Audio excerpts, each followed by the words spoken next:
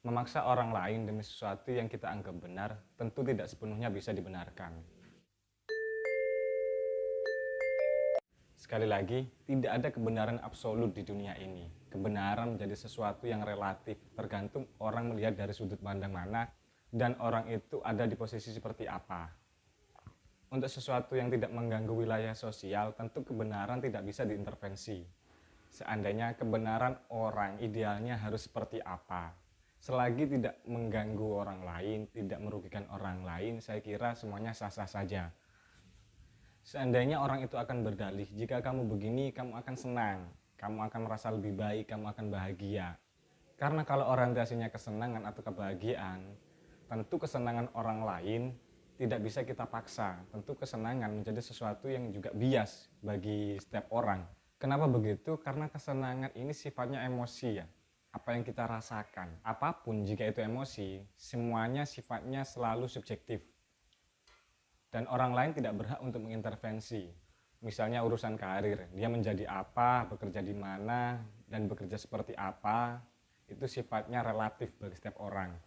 Memang uang menjadi indikator paling efektif untuk orang bisa bahagia. Tapi sekali lagi, uang bukan indikator paling utama. Banyak hal yang bisa kita tawarkan untuk orang bisa bahagia, atau orang bisa bahagia dengan cara lain, dengan cara beragam yang tidak dihasilkan dari nominal ya. Uang perlu tapi bukan orientasi utama saya kira. Pekerjaan adalah sesuatu kegiatan untuk mendapatkan uang. Selesai di situ. Orang boleh berorientasi pada nominal, tapi orang dengan tujuan kenyamanan atau bahkan keamanan juga tidak bisa disalahkan. Misal kita bicara pada sesuatu yang lebih besar, lebih kompleks, orientasi hidup seandainya. Bisa jadi tujuan atau orientasi hidup seseorang tidak sekedar mengumpulkan uang banyak kemudian menjadi kaya. Ada juga orang dengan orientasi hidup pada nilai. Belakangan kita sering mendengar kegelisahan atau kegalauan orang mau kemana ia akan berlabuh. Apa tujuan dari hidupnya? Nah, pertanyaan ini rentan bagi orang yang beranjak dewasa. Atau istilah lainnya kita kenal dengan quarter life crisis. Nah, apa sih quarter life crisis itu?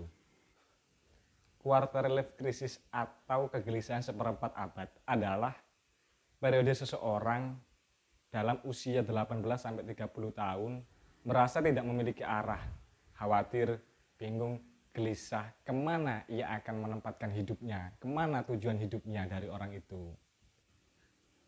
Dan kehidupan sosial, yang dimana semua itu mengerucut pada soal eksistensi saya kira.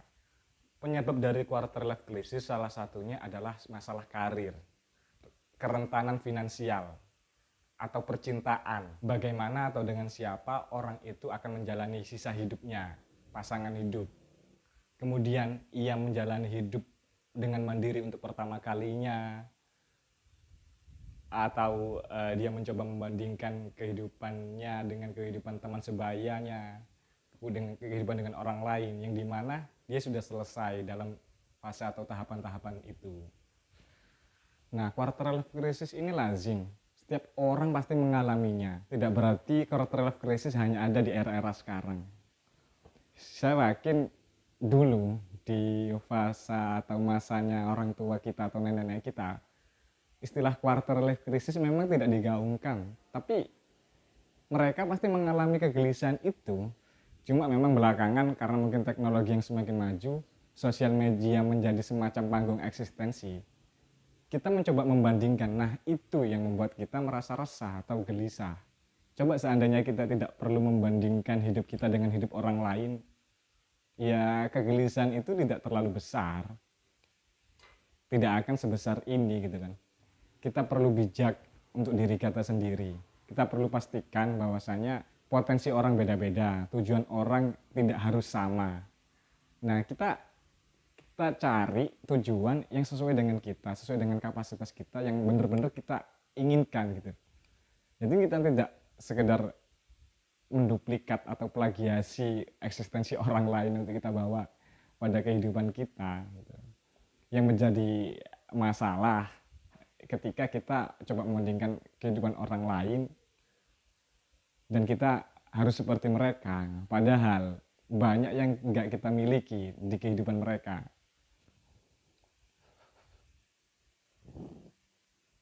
Banyak sekali saya kira orang yang buru-buru untuk menjadi orang lain. Padahal kita tidak bisa paksa kucing untuk berenang. Kita tidak bisa paksa burung untuk memanjat, kan seperti itu. Artinya ya kita diciptakan dengan karakter atau potensi yang berbeda-beda. Yang bijak barangkali seandainya kita kucing, ya sudah kita jadi kucing.